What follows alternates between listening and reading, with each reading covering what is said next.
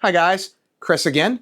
And in this video, what I'm going to talk about is with the economy being as bad as it is and people losing their jobs right and left, cost of living being crazy, one of the hacks, if you want to call it that, that I have used over the years to live more or less at a higher income tier than I'm at, especially when it comes to expensive consumer goods, tech, cameras, things like that.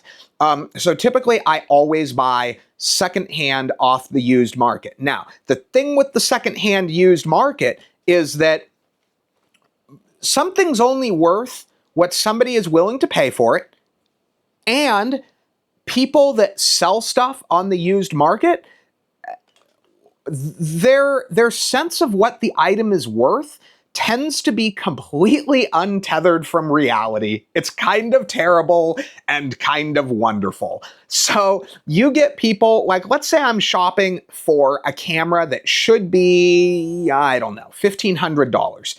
You're going to find people that want $1,500 for it. You're going to find people who want $2,000 for it. And you're going to find people that want $1,000 for it if you watch for good deals. You're not going to see those good ones very often because they go like that, but you do see them. They are there. So that's the great thing about buying used stuff, is that it's only worth so much, which means, generally speaking, the people are asking for too much. Eventually, they're going to get knocked down a peg back to where they should be. But it also means that you are routinely going to encounter items at substantially less than they're worth. Now, there are certain items that go for fairly expensive, brand new, that have zero resale. And a good example of this is the TV that's kind of mounted above me right here. You can kind of see it right there.